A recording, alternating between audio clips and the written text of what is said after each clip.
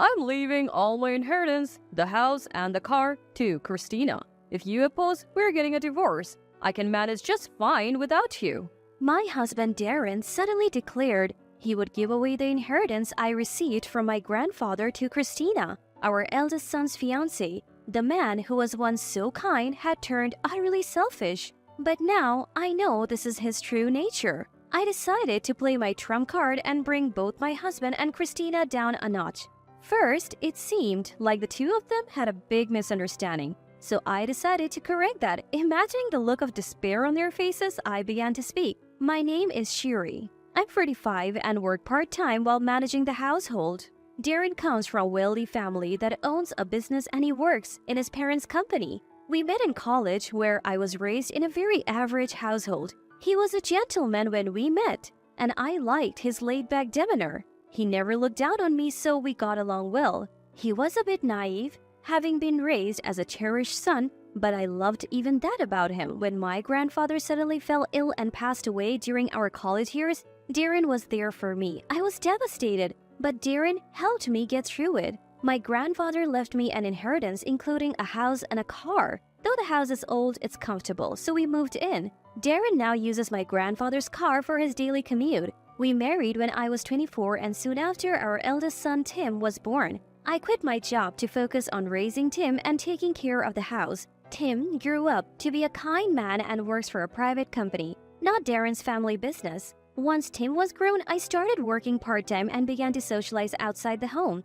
I wanted to see the world beyond our home. Darren often had work-related social events, but he told me not to bother attending, so I didn't have many external connections. His business was struggling, so I wanted to contribute to our financial stability. I made some good friends at work and life was going well until something shattered it. One day, Tim called me. "I want to introduce you to someone I'm thinking of marrying." Really? I felt sentimental thinking my son had found someone special. I wasn't upset, I was actually happy. I was looking forward to meeting her, but when she arrived, she was, let's say, a character. Her name is Christina, and her father is an executive at a large corporation.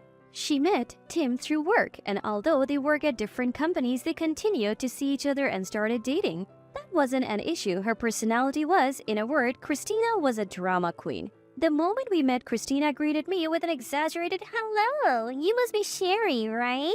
Nice to meet you," while batting her eyelashes. Honestly, I'm not a big fan of this type of behavior, but I thought she must have some redeeming qualities if my son chose her. However, Christina continued to be rude. She complained about the tea and snacks I offered, saying, these aren't tasty, not my style at all." She even mocked me for working part-time. "So you work, Sherry? Even though Darren makes good money, are you bad with finances or something?" When I explained that I wanted to socialize since I had been home raising Tim, she dismissed me, saying, "You're just a workaholic." Furthermore, her table manners were atrocious. It became apparent during dinner. Darren may be naive in some ways, but he was well taught in table manners. Christina, on the other hand, had a strange way of holding her fork and knife and talked with her mouth full. She had so many etiquette issues that I didn't want to share another meal with her. Tim finally said, "Christina, you can't keep being rude like this." She finally quieted down but was clearly in a bad mood. Later, Tim apologized to me. "Oh, I'm sorry for how Christina acted. She's not usually like that. She's supposed to be more polite and considerate." "There is no need for you to apologize, Tim, but I don't want her to be part of our family." I get it. I'll talk to Christina." Tim agreed with me. A few days later, Christina came to apologize, led by Tim. "My pet cat has been sick and I've been in a bad mood. I also don't get along with my strict mother, so I took it out on you, Sherry. I'm really sorry." She bowed her head several times, showing remorse. Darren and I decided to forgive her since she apologized properly. After that, Christina behaved well and was kind to me. My negative impression of her faded and I gave my blessings for their marriage. Eventually, Tim and Christina got married and started a happy life. But that was the beginning of a nightmare. A month after their marriage, Christina showed up at our house with one cat. "This is Mia, my pet. She's not listening to me anymore and I can't keep her. Can you take her?" "Oh, wait, you were so worried when she was sick and now you're giving her up?" I was puzzled, but Darren said, "Well, why not? We can take care of her." "Taking care of an animal isn't that simple." I objected, but Darren overruled me and took the cat on the spot. When a family member is in need, you help them out. You take care of this cat. I'm not interested in cats. Darren said this and retreated to his room. He and Christina seemed to get along well, maybe because they both come from wealthy backgrounds, but treating an animal's life so carelessly made me lose trust in him. I tried to find a new home for Mia the cat but had no luck. In the end, I took care of her myself. Mia turned out to be adorable and grew attached to me. It was a good thing, but Christina continued to make unreasonable demands like asking for money or help with chores. Darren indulged her every whim and dumped all the responsibilities on me. I grew increasingly frustrated and suspicious of their motives. I decided to consult him and do some digging on those two. One day, I came home from work to find Christina at our house again. Actually, I had something to discuss with both Christina and Darren, so the timing was perfect. But then Darren dropped a bombshell. I want to give all my inheritance, the house and the car to Christina. What? I was stunned. You mean the inheritance, house, and car that I inherited from my grandfather? Yes, I want to give Christina everything your granddad left you. Darren said this as if it was the most natural thing in the world. Christina seemed eager to accept, saying, I would like to have it all by the end of this month if possible. She was back to her old self. I was furious at their audacity. Darren, seeing my displeasure, yelled, Shut up! I'm giving everything to Christina. If you oppose, we are getting a divorce. I can manage just fine without you. The man who was once so kind had turned utterly selfish, but now I know this is his true nature. I decided to play my trump card and bring both my husband and Christina down a notch. First, it seemed like the two of them had a big misunderstanding, so I decided to correct them.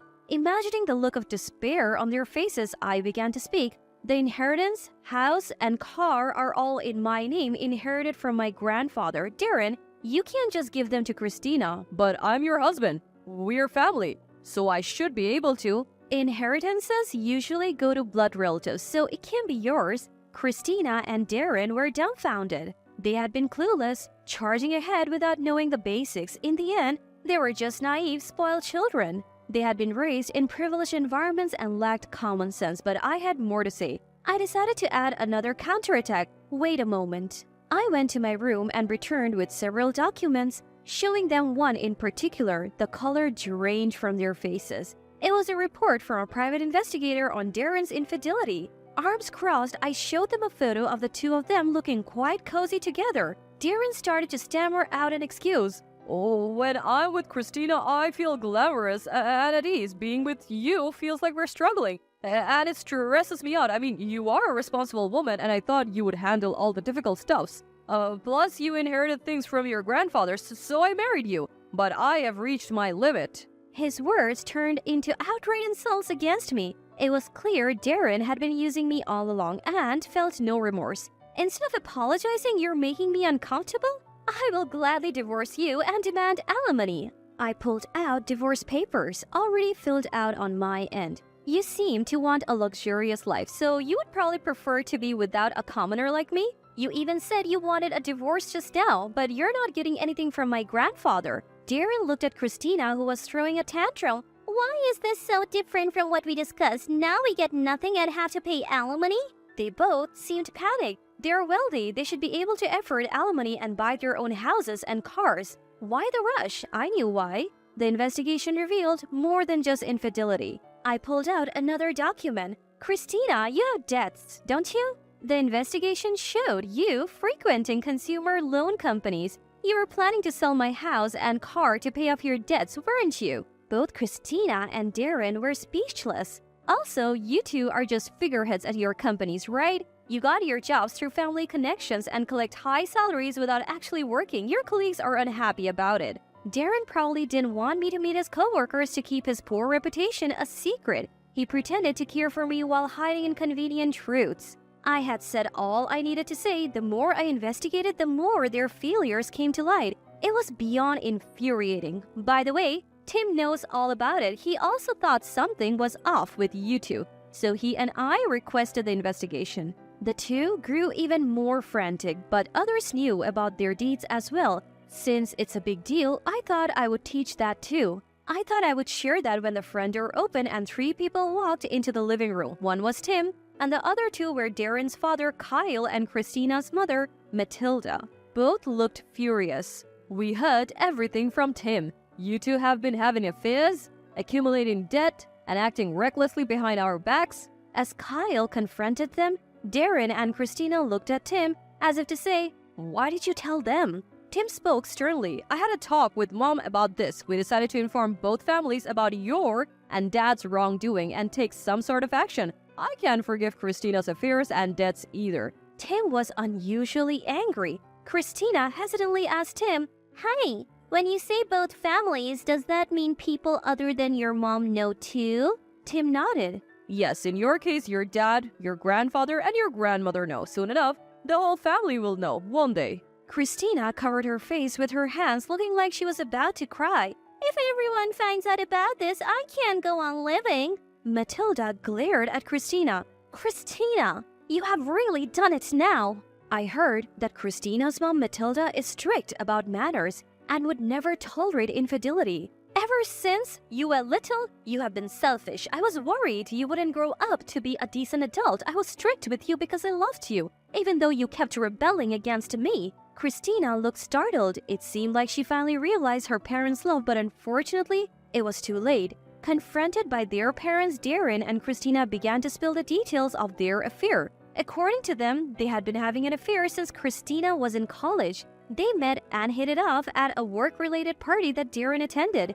Darren, who had grown tired of my down-to-earth values, was attracted to a young and wealthy Christina, and they quickly entered into an affair. Since then, Christina had been squandering Darren's money and even racked up debts. Darren was no better, handing over large sums of money like that. I didn't notice because the money Darren used was from his personal savings, not our joint account. Both had never struggled financially, so they seemed to think money would just keep coming in. They continued to accumulate debt until they were cornered and set their sights on my inheritance. They thought they could manipulate me by threatening divorce. Christina even married Tim for his money. Tim works for a big corporation and seems financially stable, so Christina approached him. Not only that, she thought it would make it easier to continue her affair. What's even more unforgivable is that Darren was the one who suggested the marriage. Darren had the audacity to use his own son to facilitate his affair. But it seems Christina didn't like me at first sight and acted rudely.